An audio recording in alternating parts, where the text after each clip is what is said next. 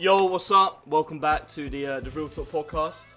We've got a different set once again. We've been in a barbershop, we've been in our studio, now we're in the Loud House. We're in the Loud House. You know what that means? Than, our previous it's levels above our little studio, I'll be real. When we had it Christmas decorated though, when we had Shay on, that was quite nicely decorated. I think we did pretty well with that. I think we did good with the budget that we had, Oh, for sure.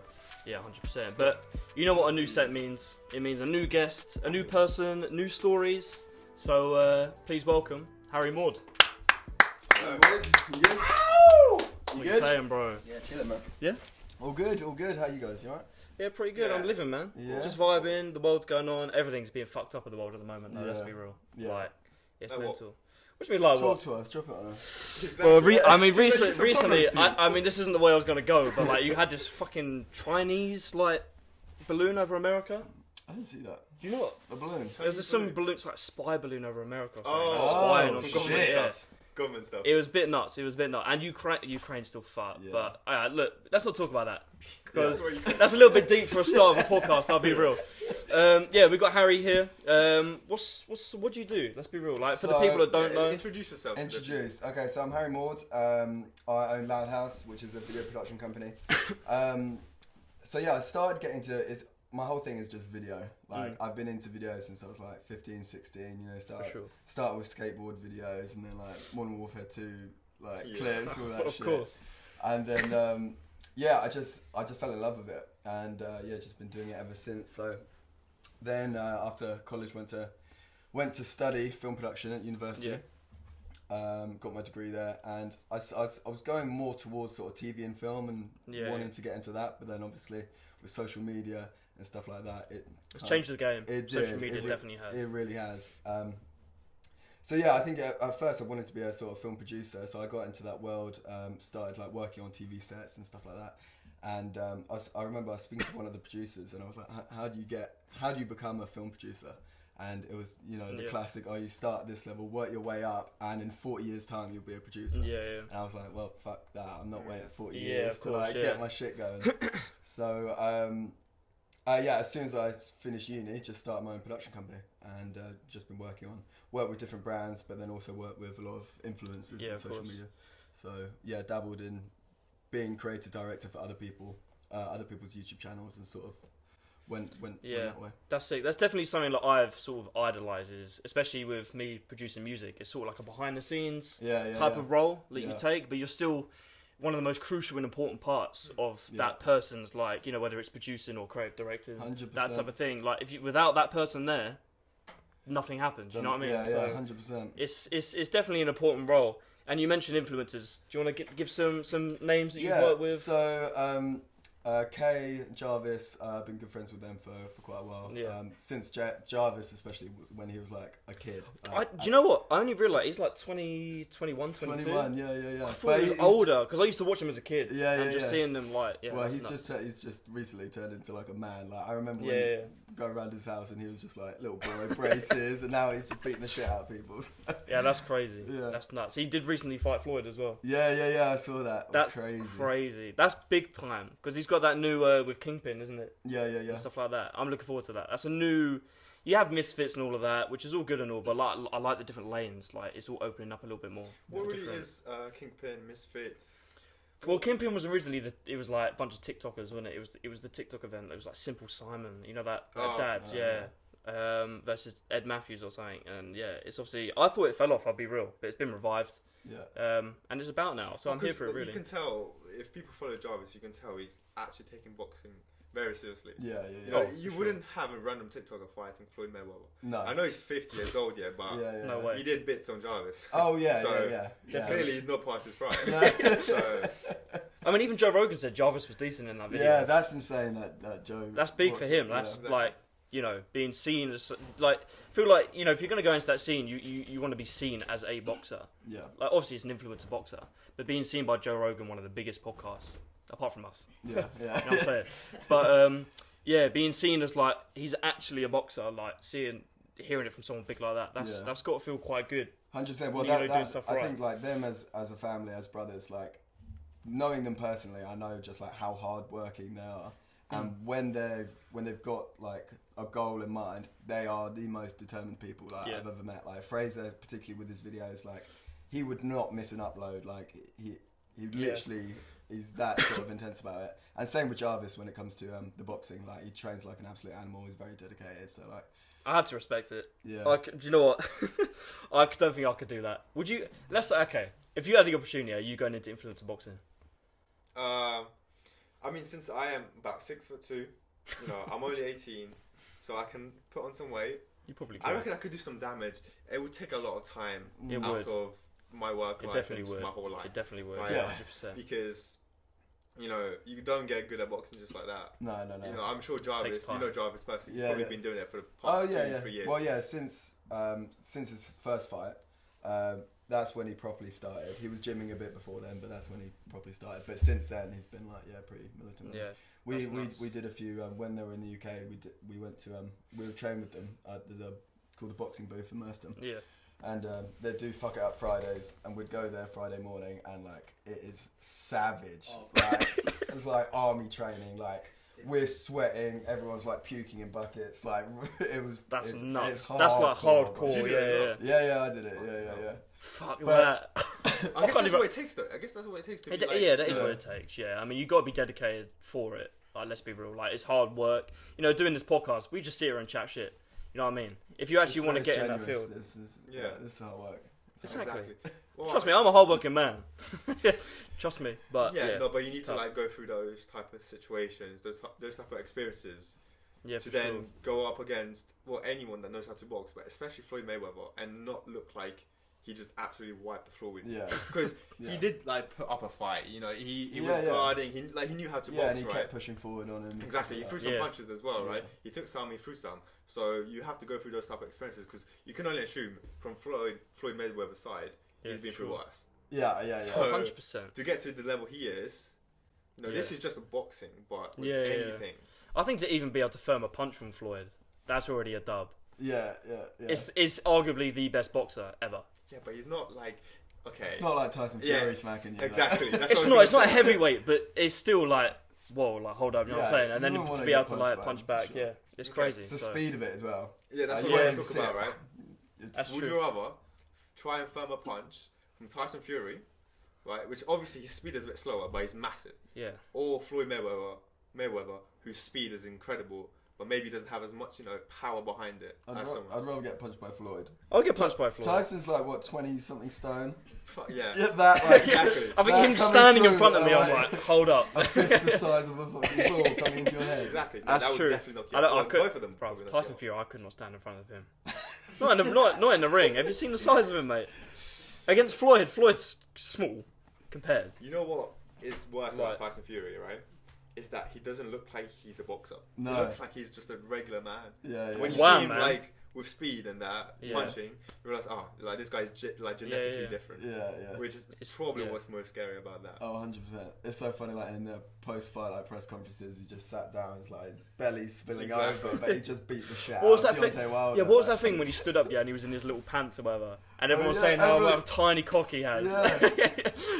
That was jokes, man. You expect that guy like that to be packing some heat in there, but he let everyone down with that. Maybe it's normal size, but he's so big, it's like...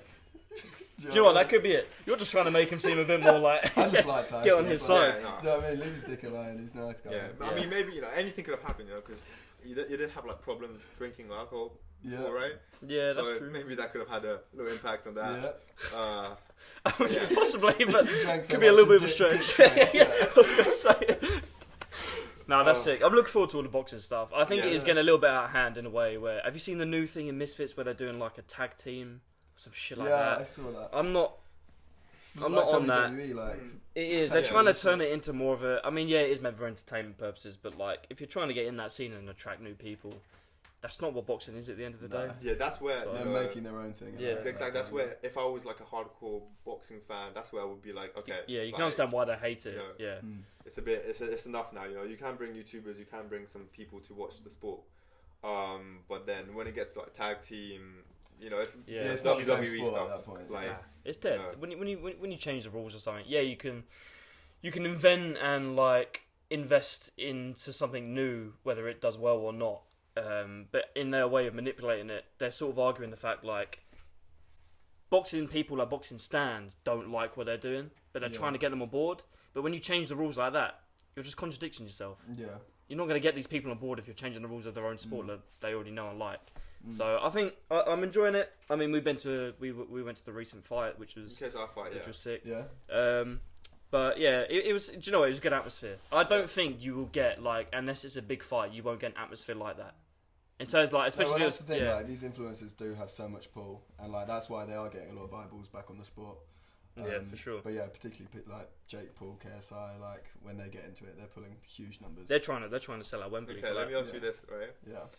If Jake Paul and KSI fought right now, who would win in a boxing match? That is tough. I mean, like, I think Jake would win. I'm on board with that. I think Jake. I would agree with that. I'd want KSI to win. I'd want KSI to win, but that's all I say. Do you know what I said in the last fight? I wanted him to get slumped to the floor. Yeah. I think he just doesn't crack under pressure. Like he's That's so true. cocky, but he doesn't crack. Yeah. Like, Well, black men crack, right?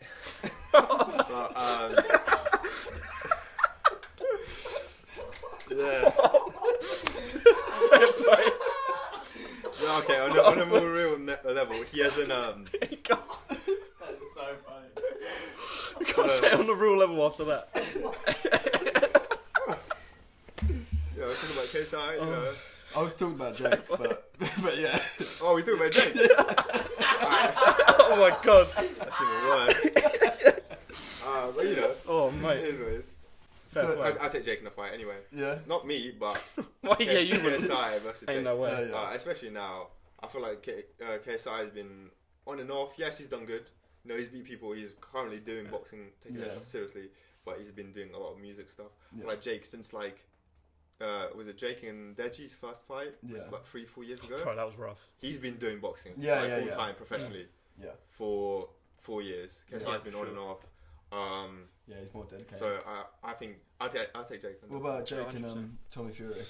Oh yeah, because that's an actual fight that's happening, right? If either of them, I mean, obviously one of them's got to lose unless it goes somehow a draw. That would be shit. If one of them loses, that's fucked. Yeah. If Tommy beats Jake, then there's no point KSI fighting Jake. No, that's the issue. That's where I would. And I don't think Tommy KSI is going to have as big of an audience as. It wouldn't have as big as an audience, but like it's been like everyone's waiting for KSI versus Jake. Whether the fight is shit, whether they're not good at boxing at all. Yeah. Like it will pull so much money, so much. It's been years in the making. That's the issue. Right, you're just worth doing it. Yeah. I think maybe that's the reason behind why they're making this so long. Like it's been 3 or 4 years in the making, and you know everyone and their mum know about KSI and Jake. Yeah, true. That's a good point. Yeah. So it's just gone. The audience is wide for that marketing fight. wise, it's incredible. Yeah. So fair enough to them. It's huge. But yeah, Tommy against Jake, I'll take Jake. Oh, 100%. I mean, Tommy's probably brought up as a boxer, right? But I think that one would be tougher for Jake, and I think Tommy's got so much to lose. Like, if he does lose to a YouTuber, he's disowned from the Fury family. Do you regard him still as a YouTuber? Obviously, he's known as a YouTuber, but not anymore. Pretty much full time. Oh no, right? yeah. But yeah, I mean, like in the sense of Tommy, if he does get beaten by Jake, who was a YouTuber, who was on Disney, like and he's from Gypsy blood, like he's a fighter. Like if he loses to that, like that's gonna be the end of him. I'll tell you that. Yeah. That's a downfall. Yeah, of that man. But yeah, I would still respect either way because it's hard fighting Jake. You know, even for a professional boxer, who was the professional boxer that fought in the KSI fight? Pineda. No. The first fight in the KSI one was the recent one. Yeah, Anthony Taylor, and it was either him and Idris Virgo, wasn't it? Yeah, something like that, right? Yeah. I reckon they would have had like a tough time with Jake, and they're professional boxers. Yeah. So I don't know, man. I like the crossover boxing scene, but it's just I find it hard to wrap my head around it in a way. It's like it's pulling the same, if not more, numbers than like the big events, like you know, and it kind of sits right with me. But I'm also like, it shouldn't be happening. But I have to rate the hustle, like how Misfits has built up their stuff is crazy. But I don't hate it at all. I mean, you know, it's big now. Do you remember back in 2018, 2017? Music videos, diss tracks, music, and all of that. That was the stuff, right? Yeah. So even YouTubers were getting on that, and artists maybe didn't like that as much. Yeah. So I guess it's the same thing just with boxing now. Yeah. So who knows what will be in the future? You know, maybe like nuts. racing. Who knows? But just like influencer Olympics. Just exactly. Do you know what? That could be the next thing. I could see that happening. Like influencer Olympics. You have boxing, you have like sprinting, all of that kind of stuff. Actually, no, maybe not. I mean, you have some like, you know, you wouldn't never get like Joe Rogan on a 100-meter sprint. Do you know what I mean? Fair play if he does it, man. I mean, idolise that man. He's sick. But yeah. So yeah, we got you here. Yes, I'm here. You're here. We've got, you know, a lot to talk about, really. I mean, I don't know much about you. I know you through Shay. Yeah. And I've heard some few things about you. You've been in America in the CLOUT house quite often. Yeah. How long ago was that? So, I think that was 2018. It was when Fraser first went over into the CLOUT house. I shortly went over and I basically rented an Airbnb for a month just to... this was before I like actually moved in, so because I didn't want to like step on anyone's toes. I wanted to get there. I only really knew Fraser, so I wanted to get there and then meet everyone else and then sort of integrate that way. So got Airbnb for the month. After that month, like just pretty much got on with everyone in the house: Banks, Alyssa, Rice, and I ended up just staying there for a full 3 months. That's like your Esther is your visa in America. Yeah. You can only stay there for 3 months in a year. Oh, really? So basically, I'd go out there for 3 months, and I did that 3 years, like on the bounce, from like October to December, pretty much. Yeah. But it's a nuts place where it's like there is so much going on and so much opportunity just by being immersed and around these people. Like it's the area as well. You're just surrounded by people, like-minded people like that everywhere you go. You don't get that in Crawley. No. You know what I'm saying? So it's like... But no, we were in... I remember first time I was out there. So I'd been there for, just 2 weeks or something. And it was Nikon's birthday. There were like 25 of us. We all went out to dinner. Yeah. And I made a point of like trying to sit with people like I didn't know, just to get to know them. And I sent this guy called Yusuf, who's a manager at FaZe, but he's just like the plug of LA. Like he just knows people. Hella connected. And this was at a time where I was sort of like DJing a little bit here and there. My brother's a DJ, and I would just DJ a bit, like not very well, like at all. But I dabble in it. So it was in my Instagram. It was like DJ. You know, I've got questions to ask you about that after, actually. So I was at this dinner and I was just chatting to this guy called Yusuf. And the next day he's like, I see it's like it says DJ in your bio. Like, my boys Sammy Wilk and Derek Liu, they're going on tour in a few weeks' time. Like, would you want to be their DJ for the tour? And I'm like, I can't fucking DJ. Like, I'm not a good DJ whatsoever. But I was just like, this is just an opportunity. You just got to fucking say yes and just figure it out. So I said yes. I went round to Yusuf's house, met the guys, and they were like, "Yeah, you seem cool. Like, let's do it." So I was like, "Fuck!" Like now, you're on board now. You can't not stop. Yeah, I can't stop now. It's like, and the tour was like happening in like 4 weeks' time. Like, didn't have long at all. That's not long to learn something about DJing. I'll tell you that. Yeah. So I literally, I called my brother. I was like, "Yo, I've just been given this opportunity. I need to fly back to England. You just need to teach me how to DJ, like quick time." So I came back, have like a week crash course where he's just like basically telling me all the basics and like blah blah blah. Yeah. I remember this is when I was living with my parents, and my mum walked in on my room, and on the computer screen, YouTube was how to DJ for beginners, and like that's the sort of shit I'm watching a week before. You gotta get somewhere a week before a tour, not even knowing what to do. So I fly back out. And it was a 4-week tour, 21 shows across 20 states. Like literally started in LA, Nevada, all the way around Texas, New York, and it was just the most bizarre experience of my fucking life. But that's crazy. Yeah. Did you feel any point like on the tour like shit? I'm gonna fuck this up. Like yes, quite a lot. Definitely the first show. The first show was the most nervous. Because like we basically, I flew back out and we had like a week or two of like rehearsals. Yeah. So for the actual show, I would do a half an hour set beforehand to like warm up. Then Derek would come on, he'd do like a 40-minute set, but that was easy. I was literally just pushing play for his tracks. He'd rap or sing over the top. So like that bit was easy. It was the show in between where like I'm actually mixing, trying to hype up the crowd. And that's another thing. I hadn't really been on stage. Like it was a lot to try and digest. But I remember the first show. Was just so nervous, but it went smoothly, which was fine. There was a few shows where like I fucked up a couple times. In what way? What are you saying? There was one in Connecticut where I walked out like trying to gas up like everyone down, like hyping up, go over to the decks, and there was like a extension cable underneath with like one of those switch buttons on. So like, I come up like hands up and I like step on the switch and everything fucking turns off. Oh no! And that's the worst that can happen. Everything turned off. And like this, like it takes a minute for like the decks and everything to like turn on. So I knew as soon as I did that, I was like, shit, I've got to like still say some shit for like 5-10 minutes. How many people were we talking about? What was the audience like? 250 people, something like that. Like, okay, so you still fucked up. Well, in my head, I'm thinking there's like thousands. No. Like, that's enough. That's enough to like. Oh, of course, that was enough to. And it was quite like intimate gigs. Like everyone's like. It's not like a big arena thing. It's like you're on stage, 250 people, but like you're all very close. If anything, a smaller audience, I think, is more personal. So when it happens, you're like, oh shit. But I was like, shit. What do I do? Instantly, I just started blaming the technical team. I was like, what you got? What are you doing? Get my shit on, like. And then like I'm trying to turn it back on with my foot, like while looking up, like I'm not shit.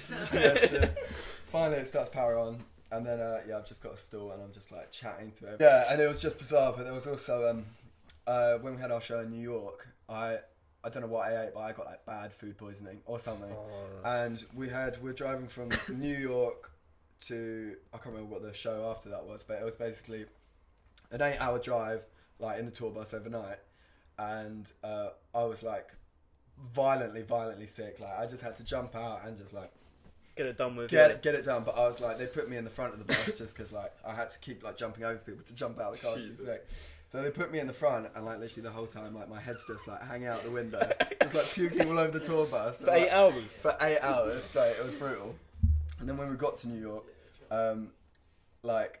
Because it was so cold as well, like so you got the tour bus with like their faces all over it, and my sick is like across the entire frozen on because it's so cold. It's all frozen on the tour bus all across their faces.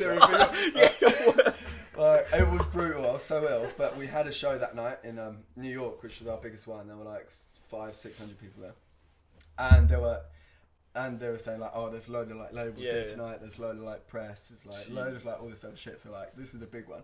And I'm feeling like you're finished. So shit, like I can't stop puking. And it's like that was another brutal one where like when you've got 600 people there, you can't physically like give any energy. You're like you're finished. Yeah, I was just done. So it was probably the most boring show of all of them, and it was like the biggest one.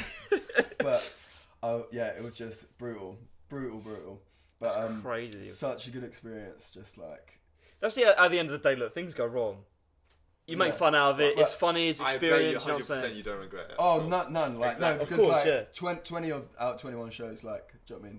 They were so much fun. Even just the whole experience, like taking it on board with 4 weeks to go, right? Yeah. I bet you. At the time, you were like, shit. I don't want to do this. No. Like a couple months later, you're like, I'm so glad I did it. Yeah, of course. Yeah. Yeah, no, it was honestly the best thing that. How tired did you feel after it though? Because if you're traveling, doing shows, all of this, like you must be like. Yeah, it was a lot of travelling, and it was all like in a tour bus, but not one where you sleep on. It was like a converted like minibus thing. Yeah. So it's like even the long drives. I remember our second to last show was in Texas, and then our final show was in LA. So we had a 24-hour straight drive, like no stops, just sat upright, just like. Oh, your ass is gonna be finished on that, sitting down for that long. Let's be real, like.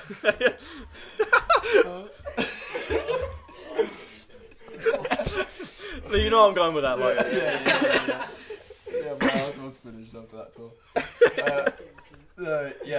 And as well, it was just like heavy. Obviously, like you're doing shows, a lot of drinking, and just What type of music was it?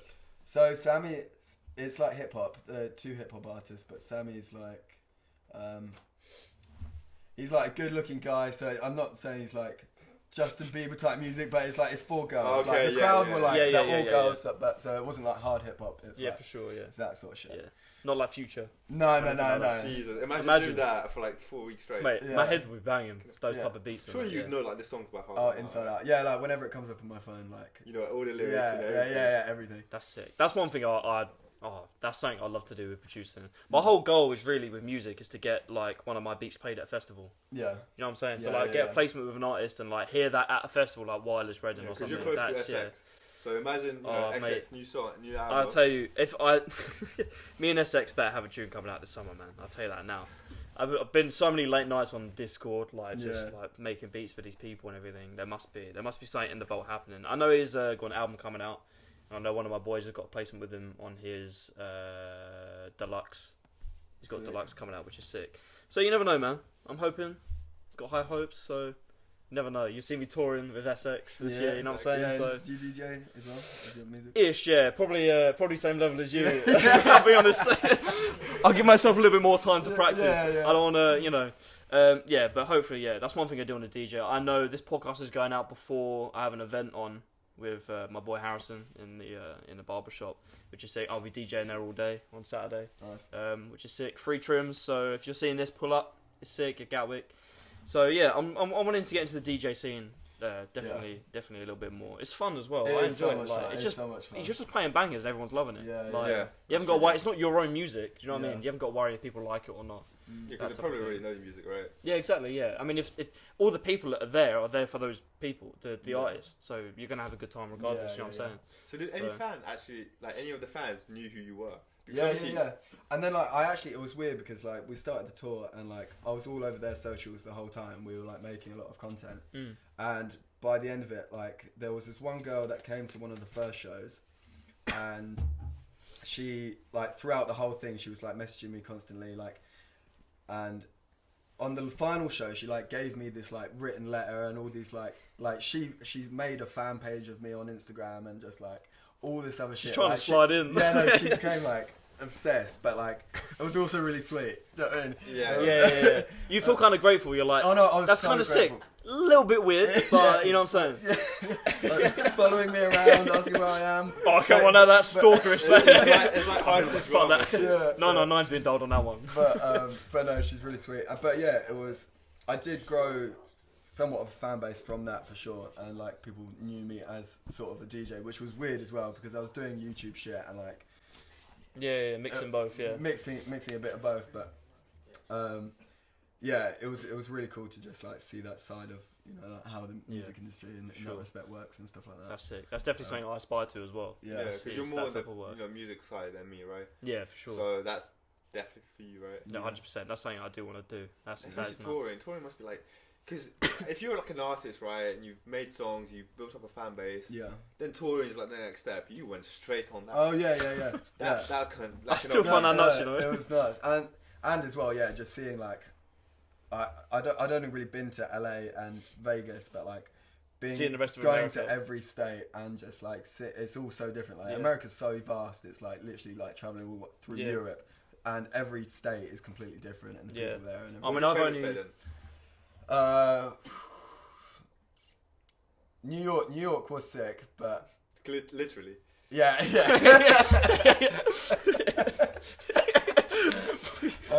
California or oh man. Yeah. I mean it's tough, but yeah. There's definitely many. West Coast is better. I mean the only place I've been to is New York, so I can only base it off that, and that was New York is sick. Yeah. But I don't want to go back to that again, but no, New York is class. I do rate it so much. I just like if you take London compared to New York, it's different, man. Yeah. They do things 10 times I've better. never been there, but what would you say is quite different from London and you guys both? It's just London on fat steroids. Yeah, everything's fast paced. Like Yeah. If you're on the street on your phone, someone's like walking past you, like just game over. But yeah, it's like move, it don't matter. Like, get out. You would love it out there. Do. I know you like your basketball. There, right? Because here, you can do that. You just, I don't know, you get an argument or something like that. There, they could just put something out, right? Oh, that, you know what? I don't want to be dealing with any dodgy people out there, I'll tell you that. I had a taxi driver out there that was fucked. That was like... I don't have a gun and like, What, in his glove box? Yeah, in his glove just box. whips that out. That's what's scary in America, you know. Yeah. Have you ever experienced anyone with like something goes wrong here, someone pulls out a gun or something? No, but like I was with like in the CLOUT house, the neighbours was Slaughter Gang, 21's group. They were neighbours there. Yeah, they were neighbours. So the whole of Slaughter Gang were over like I was playing pool with them, and like were all like shooters, like and it's terrifying. I'll be sitting there like yeah, what's up, gang? You know what I'm saying? Yeah, so I'm taking like you lost at the pool game. I let them win. Yeah, exactly. I was gonna say if he lost, this wouldn't be happening. I'll say that now. No, that's mental. Having them as neighbours, people like that. Yeah. Just in general, like. I have a question for you. Yeah. Right. So obviously you've been UK and USA, right? Yeah. What's one thing that you like about the UK that you don't have in the USA, and what's one thing about the USA that you don't have in the UK? So something that you miss about this country. I think I would have stayed longer in the US if, like, I could have kept my sanity. Like, that's what I like about being in England. It's like it's more chill. I can break away. I can like lock myself in here. I can get my shit done. In LA, although there was so much opportunity, there was so many distractions. Yeah. And it's like there's a party every night or like this or that, and it's like it's fun. It's great in a short period of time for me. So I think that's definitely one thing that I like about being here. Is the sort of pace of it, but I mean it's just fun as fuck out there, like especially you know in the CLOUT house with all those type of people. Like you mentioned, like partying every night. What's like the craziest thing that's happened? Because I mean, a party in the CLOUT house with people like that, something's got to go down. I mean, like I think Summer Rae had a party. There was TRIPPIE REDD was like absolutely zonked out on the sofa, just like completely blitzed, couldn't speak. Logan Paul, this was just after the Japan incident. He was walking around the party. No one was talking to him. Like, he would walk past. Like, you gotta feel awful. People would fucking walk away. Like he was by himself the whole night. Jesus. So like that's going on, and then like all those parties would get shut down. So like it would get swatted. There'd suddenly be a helicopter there. Like all the SWAT would turn up and like shut it down and like crazy all that chaos. There was Nelk Boys and Steve Will Do It came over for I think pre-drinks to one of them, and this was when as they just signed Steve. So this is when he was like I saw him neck a 1.75 litre bottle of Jack Daniels. So pretty much 2 litres of Jack Daniels. You think you can say that? You think your tolerance is like? You know what I'm saying? Come on, Steve will do it, innit? That's a good point. Yeah, he will do it. I won't. That's true. That's true. So yeah, he's just like starts necking that. I was at Corinna's party, and like David Dobrik, all that lot were there. Yeah. And there were a lot of people who were like wannabes in that, like they all they wanted was to get more clout. So like they would do stupid shit at these parties. Like I saw this one guy, he had a gun. It was like a metal BB gun. Yeah. And like for a video, he literally shot himself through the mouth. What an idiot, man! Just because people were filming it and he thought it'd get clout, and like that's how crazy LA is. That's the level of distraction you're talking about. Yeah, and it's like when people are doing shit like that, it's like that ain't me. That's crazy, bro. You don't get that in London. The most you get is like, what are you saying, like? If anything, it would be fake in London. You know what I'm saying? Like out there, they do shit real. Like, I mean, obviously a lot of it can be fake. There are some fake people. No, it's too much. Yeah, that's when you get it too much. You still have to have some like self-respect, not shoot yourself in the face for clout. There has to be some boundaries. There has to be a line has to be drawn like between what's like what should be allowed and you know. Listen, it's their life, innit? It's the USA. You got to do what you got to do. I mean, that's nuts for clout. I bet, did that guy actually get anywhere with that? I don't even think they posted it. He done that for nothing. He just shot himself for nothing. But it's just weird. Like there'd be so many like just beggy people, like especially when you got people like David Dobrik. Like, and this is when like I know he's still popping, but like at his peak of just like the vlogs, the daily and vlogs, shit, and people would just do nuts shits for a bit of attention. That's crazy. Who surprised you the most? Who you thought was something, you know, when you see them on social media or just, you know, on TV, but when you met them, they were like a bit different. Yeah, to be fair, a lot of the people, particularly the people in the CLOUT house, like they were all very genuine. All the FaZe guys, like they're genuinely really nice guys. I think there's some people who definitely you notice they really emphasize what they're like their personality on camera, and like they over exaggerate, and then you actually find out when they're just quite chill. So yeah, I think that's what surprised me the most. The switch of for the face people. Yeah, well, yeah. I mean, like Fraser's like that, for example. Like he's very animated on videos, but like if he was here, we'd just be chilling. Like you have to be in this day and age though. Content has changed even over the past like 6-7 years. Like it used to be, you know, with long form content, you could upload a video that was like half an hour. People's like retention, it's so low. Oh mate, yeah. I blame that on TikTok though. I could be scrolling. If I don't get engaged in the first like 2 seconds, I'm like, I'm off it. I know. And that's what I used to love, like the 10-minute vlogs and shit like. That's what I used to make as well. That's what I used to like to make. And I do sort of miss that. But yeah, everyone's attention span is just. Yeah, it's mental. I do like the content nowadays though. It's quite quick. It's fun to make. That's what I like. I know when me and Harrison went to London and we gave away some free Prime and stuff.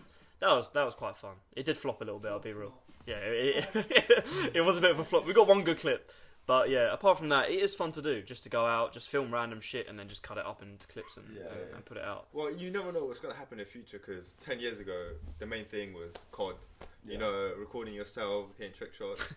5 years later, vlogging, you know. It definitely switched to more like... That's why I always say people like the Sidemen or like FaZe, you know, these type of people... The reason they're still on top right now is because they managed to adapt to the new change. Yeah. They adapted, you know, all the Sidemen started out doing like COD montages and FIFA and that, and it's the switch, and people didn't necessarily adapt to that switch, and they've just do you know what I mean? Where are they now? Yeah, you know, that type of thing. That's one thing that I noticed, and Fraser was really good at is when I met him, became friends with him. How did you meet him? Yeah. So he's he lives in Oxted. He's local. Well, not now, but like when he did live here. And yeah, we just had mutual friends, and he came over one day with one of my good friends, and yeah, we just hung out. He was saying that he does the YouTube shit. I was saying I make videos, but wasn't doing YouTube then. So we sort of clicked on having that common interest in making videos. And then when I went to Brighton Uni, we became like really good friends at that point. Like him and all the boys were literally down at my house like. Every weekend for a good like year and a half, 2 years. So we just really clicked just doing that and just going out to Shoosh and Brighton every weekend. Cool, that's the spot. I'd say it still is the spot. And yeah, just sort of evolved from there. And then after a while, he got me into making YouTube videos. And then when I went out to America and stuff, then we started working together on his videos and stuff like that. So then about 2 years ago, became his creative director and just started doing his YouTube videos with that's it. What does I mean? I know what creative director involves, but what type of shit would you mainly doing? So it'd be like scripting videos and then scheduling it, and like if we need to get props or get other people involved and contacting them. Is it quite a lot like acting then? You know, because talking about scripting, does he know what the lines are saying? Yeah, well, there's a little bit of improv, like in certain things, particularly if they're doing a challenge or something like that. Yeah. But we always mapped out like the exact storyline of the video. Okay, So you knew what you planned out. Like there was a structure to it. Yeah, there's a structure. Yeah, there's structure to it, and it's all based on that, like getting as much retention as possible. So it's like here are all the different key points that we need to hit. Event, blah blah blah blah blah. Have the payoff at the end. There's a structure that we'd copy each time, but then there'd definitely be a lot of room for improv on certain bits. Oh, of course, you got to make it entertaining. Yeah, he's been there for a long time. Probably. Yeah, he doesn't like literally would just say like, "I'll do that," and then he'd just run with it. Do you get involved with Jarvis's videos as well? I have on a few videos. I did his most viewed video. Have you seen his music video? Band for Life. Yeah, swear, bro. I watched that. When did that come out? How long ago? That wasn't too long ago. 2019. Yeah, I mean, I was still classing myself as a kid back then. I'll be real. Nah.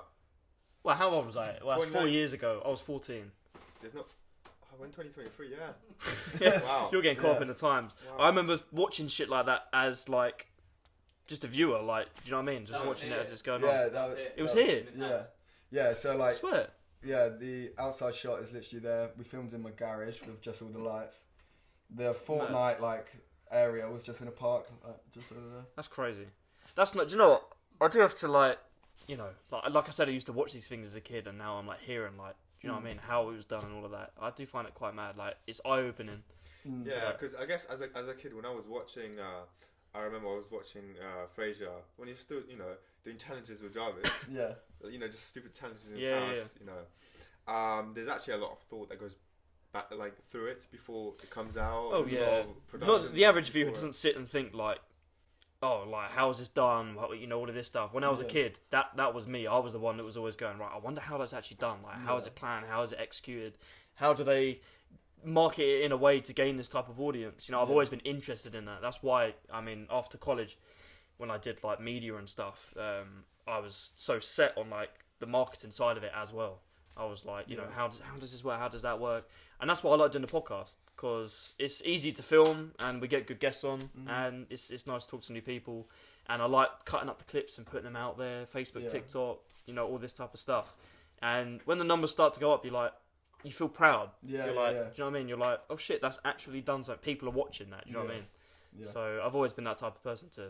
I think that's what I love about content creation, making videos, is that process of, okay, I've got an idea here, I'm going to film it, and then especially in the edit, like, the editing for me is like the most enjoyable bit, because it's like, I've got this either one long form bit of content, but how I chop it up and edit it and do this and do that, you don't necessarily know what the final product's going to be like when you start that, but the satisfaction of going through that process and ending up with something sick that you're proud of and then put out, that's like the rewarding part of it, and I think that's what at the end of the day, like, if you're cutting up like you said, long form into short form, it can come out completely different. Like, you have this piece of content, when you put it down, it can have a completely different vibe, because fast paced, all these different, like, pop-ups, images, and all this. The subtitles are the thing these days. Sure, on every TikTok, it's always subtitled, like, all the time. Do you see those, like, videos of, like, well, I've seen on my TikTok, it's usually just like Andrew Tate, and there's like a GTA video of flying around. Exactly. Somehow that does well, and I'm like, what? Does well? Like, you don't understand, but and it's with the music in the background, his little tune. People just pick it up. They realise, that's how viewers like that more than just the actual video of the person talking. Sure. Right? But isn't that mad? Like, watching one video is not enough. Exactly. They've got to watch two videos at the same time. It's like you can't focus on both. It's like, what's the point? And then you add the subtitles on it as well. It's like, what are you looking at? That's the thing, it's overload. That's how, it's like, look at people like, even the, was it Ryan Toys reviews or whatever it is. Because it's all just colourful, subtitled. It's just like... It's just a stimulus. It's like hypnosis. You're just like sitting there. I mean, I don't watch Ryan Toys reviews. But I know he's just big time for what he does in it, so it's nuts. That's crazy. I know one big thing that I've heard about you is you were the the waiter. Oh, in the underwater, the little date video thing. I heard that before. Tell me how you ran through that. Like, what was the process? How did you even like? So again, it was that Yusuf who got me on the tour. He'd be a sort of manager, and like he'd help out organise sort of videos and stuff like that at the time. So they had an idea to do an underwater date, Rice Gum and Summer Rae, and they needed like a butler or a waiter to like just keep coming in, and, like, swim down, bring food, play the guitar under the water. I can swim. Okay, good. I just drowned the whole video. I'm just drowning. Just him just laying there, like just float to the top. No, come back up. He's dead by the end of the video. He's run out of breath. He's just like, fuck. Just got asked to do that, and again, I was just a yes man in that sense. I was just like, I'm down. It was bizarre. I had to play guitar underwater, but I couldn't actually stay down. Like, I think I'm quite buoyant. I kept floating to the top, so I was like holding weights and shit like at the bottom to try and like stay to at the keep bottom. yourself down. So you don't keep bobbing up. But like, it was quite a complex video to film, because obviously we're like underwater, we can't breathe. Exactly. Summer's like top is like coming off, and like everything. I mean that was like, cool, watch. That was the main attraction. That's the views. Cameras off now. But no, it was just a bizarre experience. That's mental. Yeah. That's such a random video idea as well. Is it because like no one wanted to go underwater or something like that? Like, what was the reason? I think they just. I think it might be the English accent. Yeah. He's a waiter. English accent. He's professional. I don't know what it was, but they thought I fit the bill for the underwater waiter. So. Yeah, that's such a random idea. Underwater date. But that's the thing, it's different as exactly. well. It's, like, it's different, it's unique, but like, I mean, I watched that video the other day because I saw you got mentioned in it, and I was like, oh shit. So I watched it, and I was like, it's so random, like, what's going on here? Like, you know what I'm saying? I mean, it kept me engaged. I was watching it, you know what I'm saying? So it keeps you engaged. It's what it is. But how does it feel like, you know, you're being a waiter underwater, right? But it's like Summer Rae there. Yeah. Like, everyone knows Summer Rae. Yeah. How's it like, you know, especially maybe the first time you met these famous people. Yeah. Where you're like, oh damn, there's Logan Paul. You know, he's got a mansion. Well, when he's sitting alone. Yeah, we're like, loser. So no one actually went up and said anything. No, he was by himself the whole time. So did he like go after like 2 minutes? No, he was there for a while. Just drinking my stuff. Just trying to enjoy the party. Midlife crisis. Yeah. Oh, no, that's more than a crisis, mate. I mean, he's come back from it. Yeah. Yeah. So, no, I actually saw, because that's when I used to watch him like quite often. I actually saw the video before he even got taken down. Yeah. I'll be honest, no hot take. Oh no! Don't. When I saw it, my first instinct wasn't like, oh shit, he's gonna get cancelled. Yeah. It was like, oh, it's wild. Same. You know, like, I wasn't like. I thought you were gonna, knowing you, I thought you were gonna go miles different route with that. I thought you were gonna get yourself cancelled. I agree with that. Maybe I was too young, but I wasn't really thinking like. I knew he was famous, but I wasn't like thinking, oh, this could actually affect people like. Word. That type of way. I was just more engaged because he's in Japan, he's in the forest, you know, etc. Yeah, for sure. But you know, I was just there trying to. It was a tough time. It was a tough time. I mean, KSI brought him back. Let's be real. I mean, with the boxing stuff. But yeah, that's nuts. As you were saying before we got diverted, when you started first meeting these people, had you known of them before, type of thing? Yeah, I did. A lot of them were just like easy to get on with, which I think helped. Like, I think you only sort of feel that if they are like, you know, being a bit stuck up, or if they giving off the vibe that they're better than you, or whatever. I didn't really get that vibe from a lot of them. Like, a lot of them were genuine people. Yeah. But also, I think, I don't know, I don't know what it is, but I don't necessarily feel like when I see someone, I don't get like starstruck by them. I'm like, oh, you're someone who's absolutely killing it. And that's really cool, but I don't get that. Like, John, I feel like I'm a little bit the same. I remember when I don't know if I've actually told the story on the podcast when I snuck onto the red carpet at the Brits. That was so funny, man. I'll tell you that now. Who did you meet on the Brits? H.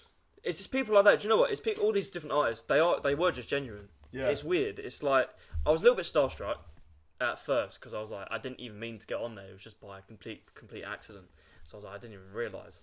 But when you start talking to these people and like, you know, just walking around at Ed Sheeran just walking past me and people like that, I'm just like, oh wow, they are just normal people at the end of the day. They're just doing their job, vibing, do you know what I mean? So it's weird, like, I don't know, unless it was like a childhood figure, I think I would be a little bit like, oh shit, that's nuts. Yeah, I guess. But, as of now, like, I'm sort of like, it's cool, I rate what they've done, I respect it, I look up to some of these people. I think that's the mindset you should have, you know, because... Even with like football players, if you idolised football when you were younger, right? You'd see like, I don't know, like a Cristiano Ronaldo when you were like 5, and you'd be like, oh my god. You see him now, right? And let's say you're an upcoming football player, it wouldn't be the same, you know? You're just on your own path. Yeah. So it's because you've got into that same career. You're essentially, I mean, you haven't made it as far as Ronaldo, but like, you still got the same career as this person that you idolise. So you sort of like... You sort of know the process already? Yeah. That type of thing? I think as well, like, because I was there to sort of network and to work, I think just knowing, like, seeing when I've been out with Fraser and, like, fans coming up to him, I think if you sort of give off the vibe that, like, oh, you are a fan of them or whatever, then it sort of breaks that or they'll just see you as sort of as that. Yeah. It's like, whereas if you're going there to maybe network and possibly work with them, then I wanted to come across as more like professional. Do you know what? Yeah.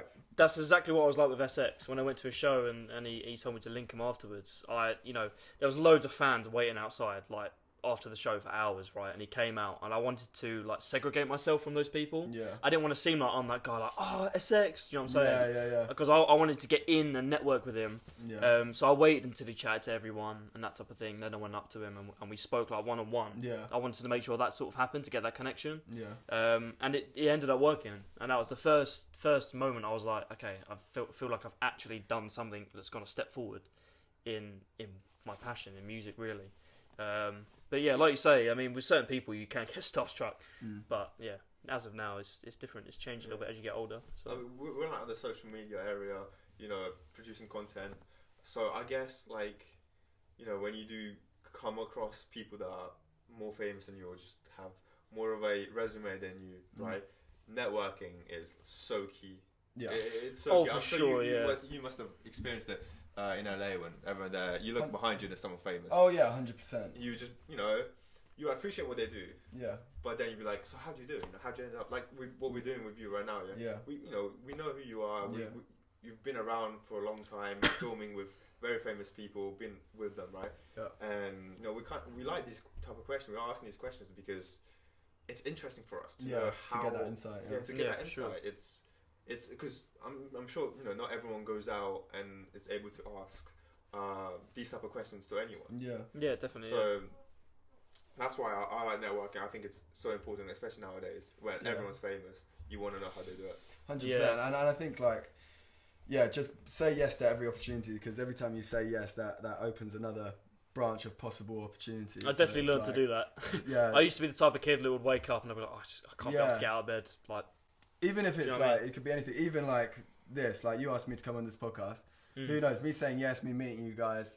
Who knows what that could do? That's what I'm saying. You never know in whatever situation. So I think just say yes to everything. We definitely have ambitions with this podcast. I think when we first started it with Ted back in summer last year, we only did 2 episodes. We were just trying something new. It was a bit fun. We did 20 minutes or whatever.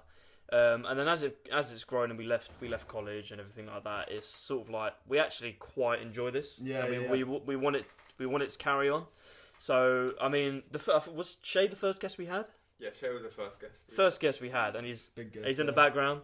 But that was because we worked on a tune beforehand, and we sort of connected in that way. And that was the Christmas special.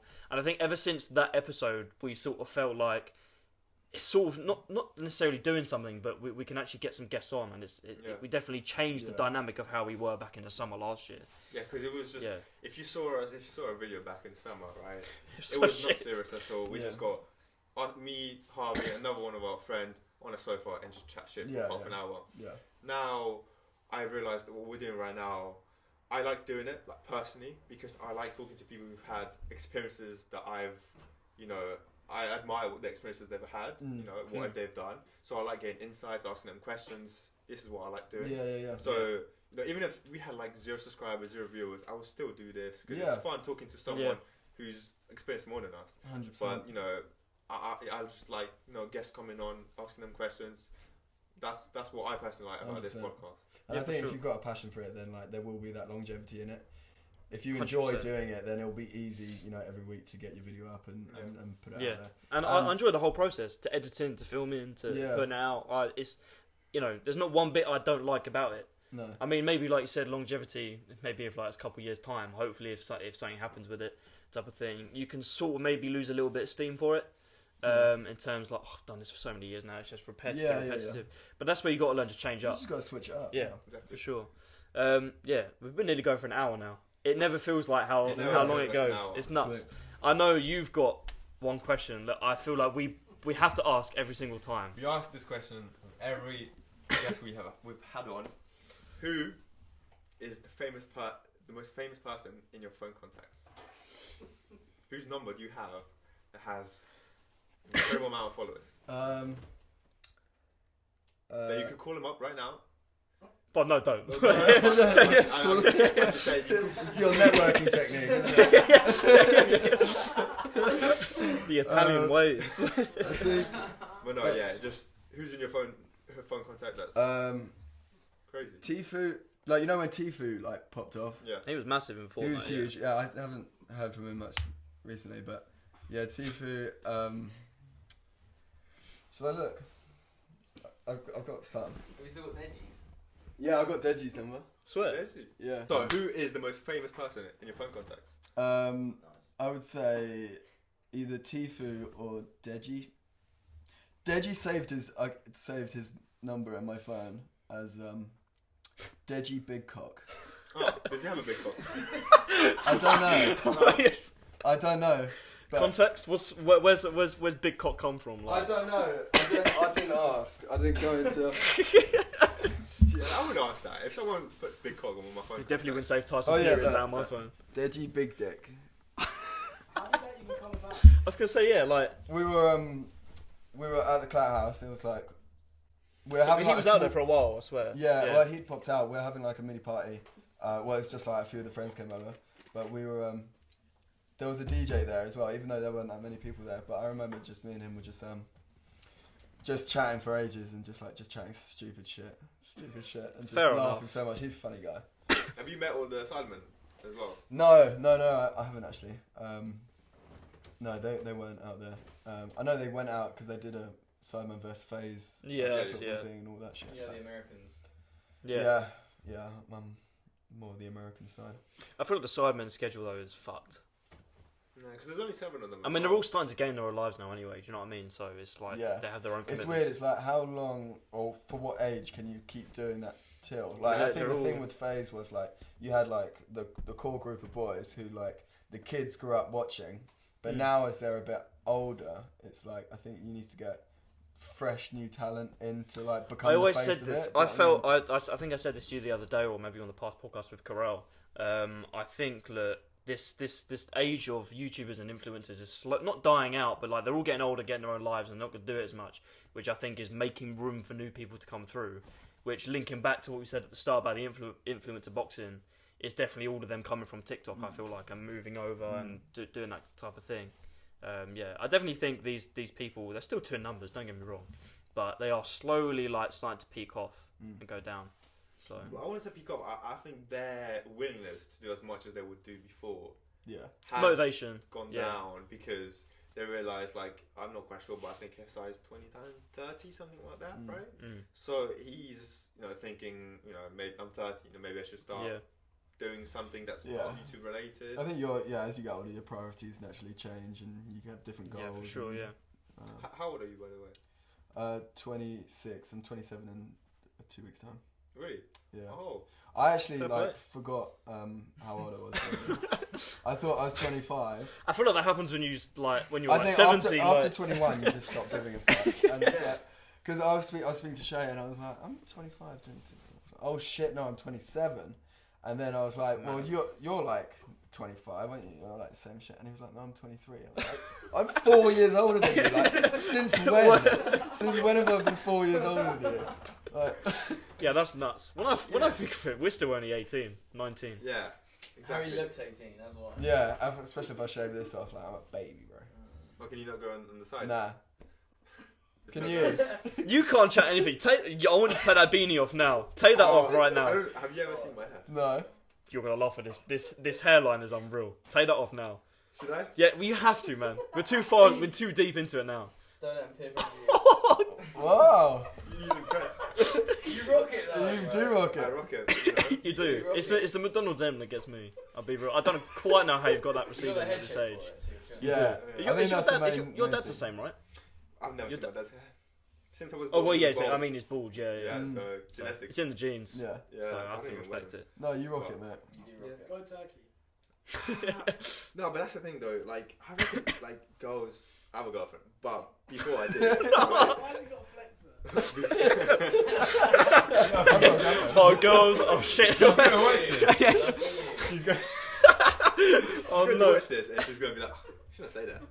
But before, I reckon girls would be like, he's 18. Why does he have that hair? I think girls would kind of like it. Want to talk to me about my hair? Topic. And I'd be like, yeah. What hair? I'll be real. Exactly. So you need to get it faded though. I don't know because here we go. I think skin it. Cause I think that as well. To be fair, as well. You know what? What? Just full skin. Embrace it. Or at least but I'm 18. Yeah. And fuck it. Own it, man. You'll be looking at Andrew Tate with that. No, because I reckon if I go skinhead, right, and wait 3-4 years, right? Yeah. I'm like, okay, you know what? Let's just go back. Nothing will come out. Oh yeah. So that's true. Yeah. As long as Yeah. Fair point. You got something still there. You can still turn back later on in life. You know what I'm saying? But Turkey, I don't think Turkey is the option for me. No. I mean, once I go like this, you can't really go back. Yeah. No, you can't because people will be like, you just got fake hair or something like that, right? True. So you guys are lucky. Yeah. Well, no, you did have hair. You can't say we're lucky, like. But I still have Wait, hair. not yeah, you do It's now. not long. You know what I'm saying? I actually had alopecia at one point, like on the back here and up here. Yeah, but I don't know how, but it grew back. But What, yeah, like just it was a months? specific type of alopecia. It's like alopecia areata. Sounds like some sort of Italian dish, but it was literally. Is that what your dad cooks in the evening? Mix it up. But yeah, big old bald spot up here, and then I don't know if you can still see it, but like, I had a little. Oh, yeah. It's grown back a lot. I can see it. Yeah. It's literally just like a fat chunk there. Crazy. Yeah, hair's weird. So. Fair play. Why not? It can go in any sorts of places as well. That's why. I'm you saying. wanted to see my hair. You know, everyone's seen it in the podcast before. It's. Gonna get violated now. I don't think so. Because people like. No, you because know, you're not holding on to You not think? Yeah. Yeah. 'Cause I reckon, if I've seen like. Everyone in school. If used you to like have had it. it really grown out and you were trying to cover it over Yeah. and do that Yeah, shit. if you like really thin hair, and there's That's nothing true, up yeah. here, just the side stuff, right? Yeah. And you're still growing it at that point. You should just, hang up your boots and just Yeah. call it a day, right? That's a good point. That's a good point. And because I thought this just looked better than. I'll give you that. It looks better than what you had before. That's why I keep the beanie on for now. And it's cold, cold winter. Yeah. So, but summertime, I think you just have to rock it. There's no Oh, way mate, I'm going out like this. Yeah. Well. No. And I don't think I suit the what are they called? Snapback. Cap. Yeah, caps. Nah, baseball you. caps. Oh yeah, or caps. What's the one like the Peaky Blinders hat? What are they called? Oh, Yeah. The mafia You one. bought, Yeah. you bought Yeah. one of them and you I bought one rocked of that. them. You look like a top G. I will say it was proper. But yeah, talking about Top G. Oh no. Yes Okay, or no? on good Top G? segue. I'm yes on Top G. You yes on Top G? Yeah. I agree with you. Fair play. You know what? I think it's a unanimous decision. I think we all agree here. Yeah. Let's be real. But Do you think he goes too far with stuff though? I know this is a bit outdated, but like he's I still think- in the. I just respect that you've got to be controversial to like amass an audience like he has. Mm. Like I don't It's true. think it's fair if he like says. If I say it, if I get clipped up and it's like, but yeah, no, I don't agree with everything that he says, but I think he's very, very intelligent. Like, watched him on some of the podcasts with like Nelk and shit like that. Like, he's a very smart guy, and He's a very he good does speaker speak as well. facts on a lot of stuff. But yeah, he does say some. you think Some like there's wild an stuff. underlying like thinking that goes through men, because mostly men watch them, right? Mm. That like kind of agrees with 80-90% of what he says, but they don't want to say it out loud That's Yeah. 100%. because there's no way he has such a big following without people actually people watching. agreeing with him. Yeah. That's true. You wouldn't Right? like. That's what I don't get. I don't get why you would follow someone if you dislike them or dislike their content. Like you're just Yeah. putting it in front of yourself more. So it's like anyone that's following him must at least agree with To some some shit extent, he says. Yeah. I think most people these days are too easily offended. Yeah. Like, come on, do you know what I mean? Like, get grip. Yeah, because at the end of the day, it's an opinion, right? Yeah. Yeah. Like what you're saying, he may bring some facts into it to back up his opinion, but it's his opinion. Like Yeah. as much Yeah. as any type of person can have their opinion on whatever matter that they feel like is right. Yeah, he can for have real. his. So I don't know. I feel like there's a bit too much hate on him personally because Yeah. I mean, for the allegations he's got at the moment, I mean, I'm not on Yeah. board with that one, but allegations. Yeah. yeah, okay, I think okay, that's- okay. Yeah. What about the voice recording? I did not hear that. So Well, yeah. I haven't hear that. actually listened to that I've not either. heard that. Not the voice recording, no. Is it No, bad? I can't speak It's of it. bad. Well, I'll explain it. He basically sent a girl a voice note of him saying like, "You might have to beat this." The more that you was resisting, I loved it. Like he was basically saying he liked. Yeah, it's fucked. That could have been their thing though, like dirty talk. That's like, true. Yeah, That's true. yeah. Yeah. Yeah, people are into roleplay. Hearsay. Yeah.